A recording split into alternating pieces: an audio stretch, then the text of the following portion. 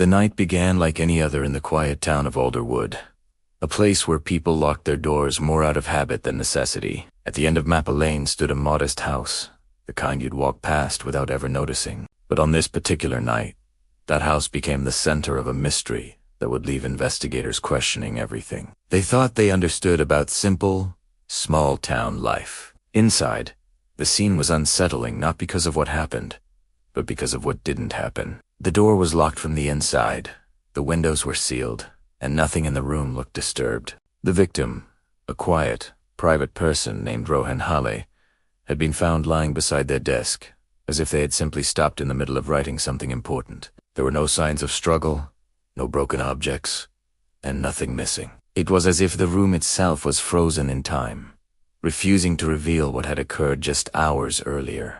The first responding officer described the scene as too perfect.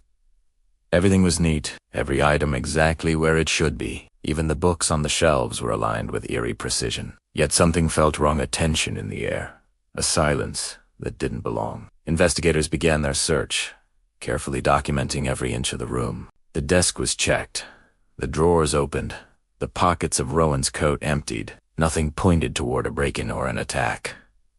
And that was the most disturbing part. When they reconstructed Rowan's last known movements, things only became stranger. Neighbors reported seeing Rohan returning home before dusk, carrying a small grocery bag. One neighbor claimed they heard Rowan talking to someone inside the house sometime after midnight, but every other person insisted Rowan lived alone and rarely had visitors.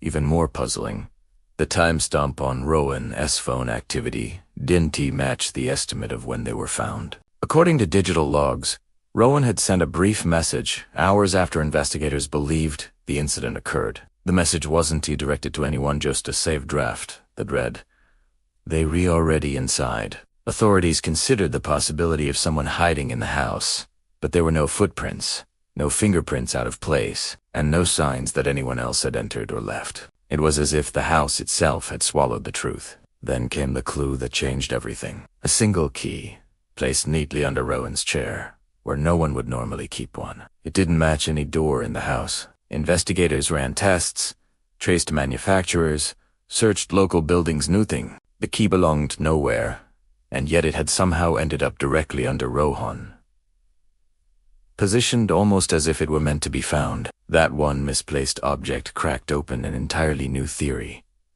What if Rowan hadn't been alone at all? And what if whoever was there had left through a way no one had ever considered? As the case grew more tangled, new suspects emerged. A coworker who claimed they had no contact with Rowan but appeared in deleted call logs. A neighbor whose timeline didn't quite align, and a mysterious person captured in the background of a street camera, walking toward Maple Lane just hours before everything unfolded and never seen leaving. But even with these leads, nothing fit neatly together. Each clue solved one question, but opened to more, and the key Sila, metallic, cold, remained at the center of the mystery. A reminder that someone had planned this carefully, intentionally, and perhaps with a purpose no one yet understood. What truly happened that night in the house at the end of Maple Lane remains a puzzle, and the deeper investigators dig, the more it seems that Rowan Hale's story is only the beginning of something far more unsettling. As the dust settled on the investigation, one truth became impossible to ignore.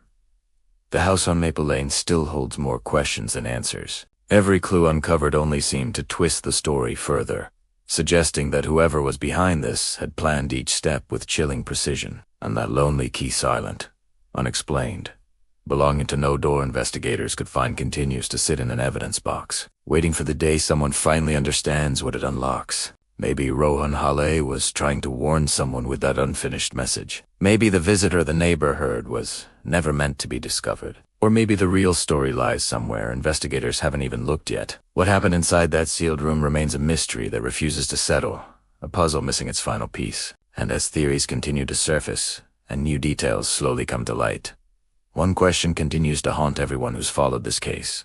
Was the truth buried that night? Or is the person responsible still out there, watching and waiting for the world to stop asking? Thank you for diving into this mystery with me. If you think you've figured out what really happened, or if you have your own theory about that strange case, share your thoughts in the comments. And if you enjoy unraveling cases like this, make sure to subscribe for more stories that challenge everything we think we know. Until next time, Stay curious, stay observant, and remember, every mystery hides a truth if you're willing to look closely enough.